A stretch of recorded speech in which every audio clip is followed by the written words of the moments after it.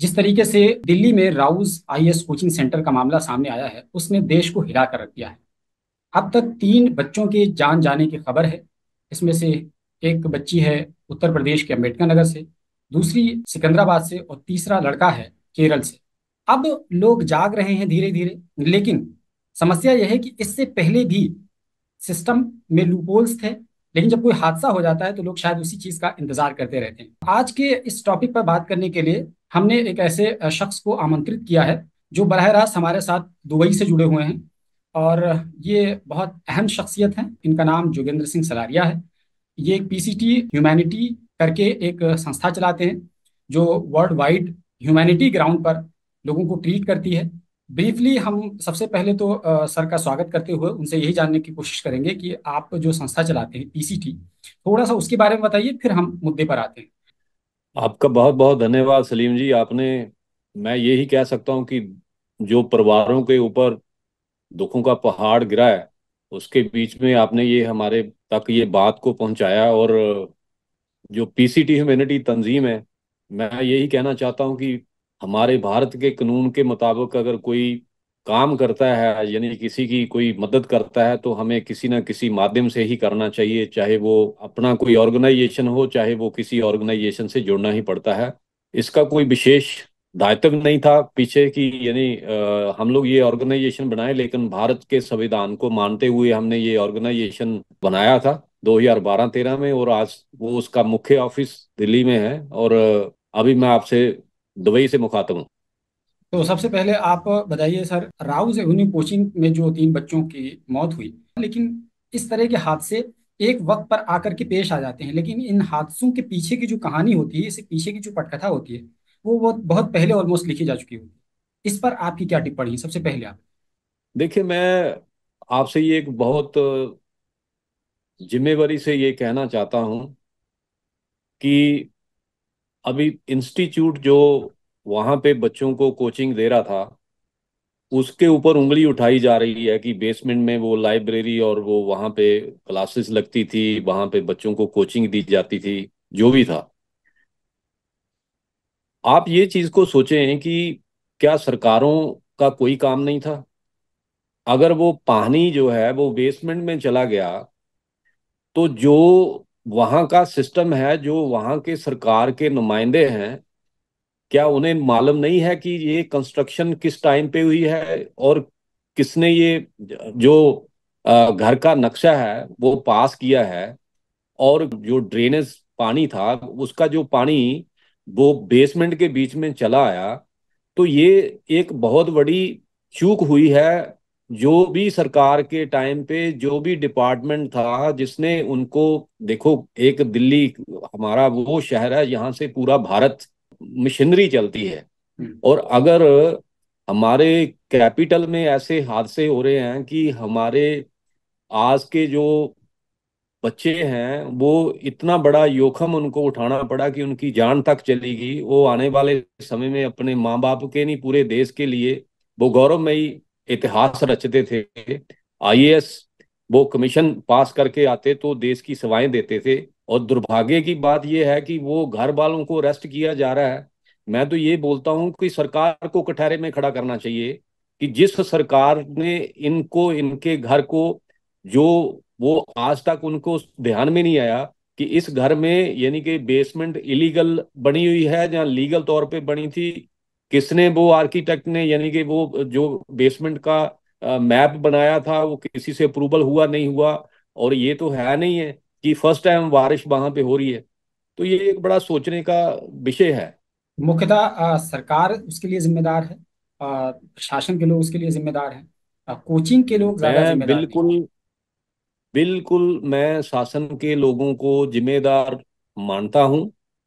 और मैं ये भी कहना चाहता हूं कि वो कोई भी सरकार हो, किसी वक्त की भी सरकार हो, लेकिन ये जो चूक हुई है कि अपनी जो कहते हैं ना कि मरा हुआ सांप किसी दूसरे के गले में डालना, वो मकान मालिक के ऊपर डाल के उसको अरेस्ट करके ये मैटर को क्लोज कर देना, ये कोई गंभीरता की बात नहीं है।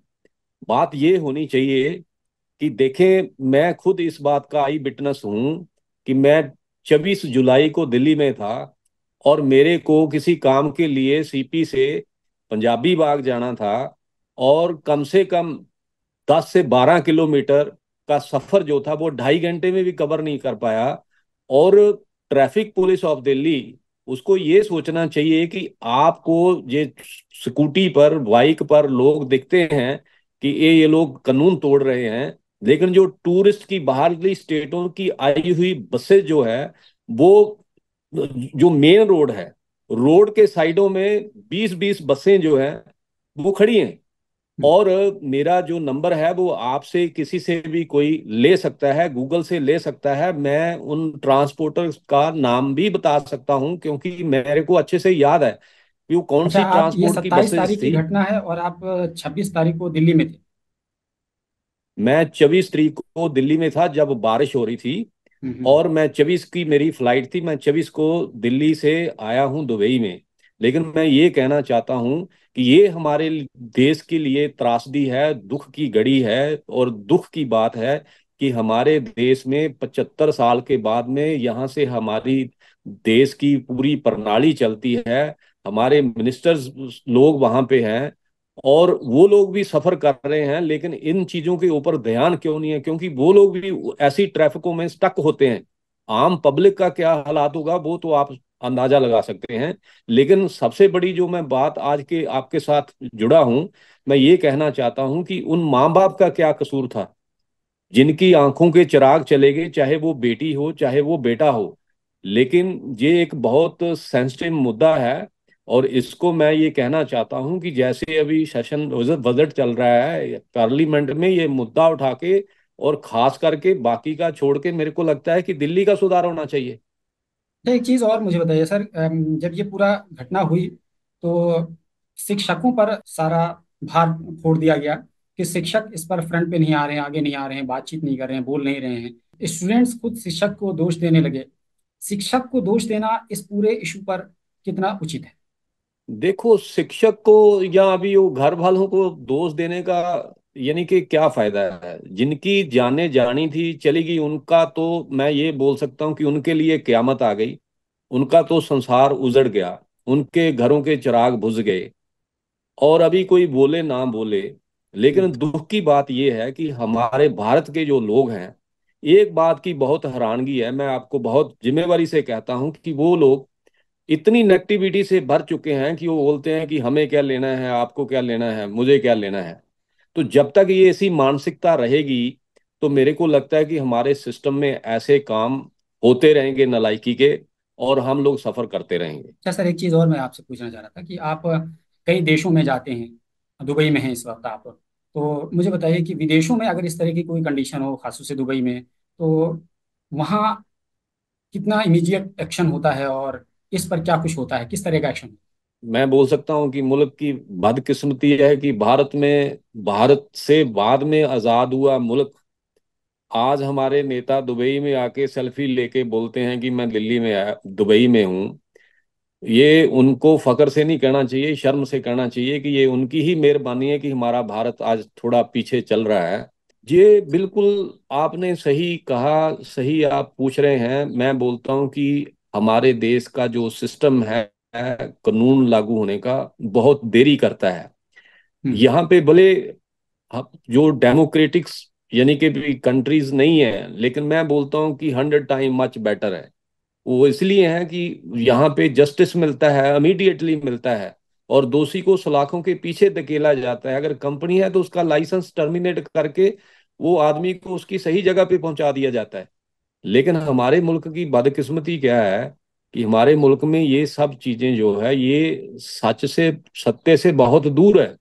और एक सबसे बड़ी बात ये है कि आप ये खुद इन चीजों को सोचिए कि ये कितना का सत्य है कि किसी ने दिल्ली में घर बनाया हो, बेसमेंट बनाई हो, और वहाँ का जो सिस्टम है, वहाँ की जो म्युनिसिपल कॉरपोरेशन है, या वहाँ का जो प्लानिंग डिपार्टमेंट, कोई भी यानी कि भी जो जिम्मेवार दायरा है, तो क्या उसको मालूम नहीं था? और ये बारिशें पहली दफा हो रही हैं, और ये जो हमारे भारत का थोड़ा सा लंगड़ा कानून में अगर कहूं कि इन चीजों के लिए बजाय वो उन परिवारों को जस्टिस देने से दूसरी तरफ को मुख मोड़ देना, यानी किसी और तरीके को ले जाना कि हाँ ये ऐसे हो गया वैसे वर्सेस हो अस गया। टू, तो हाँ ये मतलब तुम्हारी वजह से हुआ, इनकी वजह से हुआ, उनकी वजह से हुआ। मतलब ये जो पॉलिटिकल पार्टीज का एक जो नूरा कुश्ती का खेल होता है, ये इससे करने से बेहतर है कि मेन मुद्दे पर फोकस किया जाए, ग्राउंड रियलिटी क्या है उसको समझा जाए, और जख्म कहाँ पर है वहां पर उसी पर मरहम लगाया जाए। थोड़ा सा एक चीज़ और मैं जानना चाह रहा था योगेंद्र सर, कि जिस तरीके से हम लोग हिंदुस्तान में कई तरह की चीज़ें देखते हैं, कोई भी घटना हो जाती है तो उसके बाद सचेत होते हैं लोग, जागते हैं। और आमतौर पर विदेशों में पहले ही से प्री प्लान किया जाता है तमाम चीज़ों को। खास से यूरोपियन कंट्रीज में तो एक एक चीज़ को प्लान किया जाता है कि हमें कोई अगर एग्जिट लेना हो कोई इमरजेंसी कंडीशन में तो हमें कैसे लेंगे, या और भी क्या कि एनओसीज दिए जाते हैं उस वक्त जब तमाम जितने भी क्राइटेरिया हैं सब उसको मीट कर रहे होते हैं। यहाँ तो एनओसीज दे दिए जाते हैं, नहीं भी एनओसीज देते हैं फिर भी बगैर एनओसीज के तमाम चीज़ें, फैक्ट्री चल रही होती हैं, कोचिंग सेंटर चल रहे होते हैं, और वो बाईपास करके, जेब गर्म करके, और टेबल के नीचे पैसा दे करके वो तमाम चीज़ें चलती रहती हैं। विदेशों में ये तमाम चीज़ें नहीं हो पाती हैं।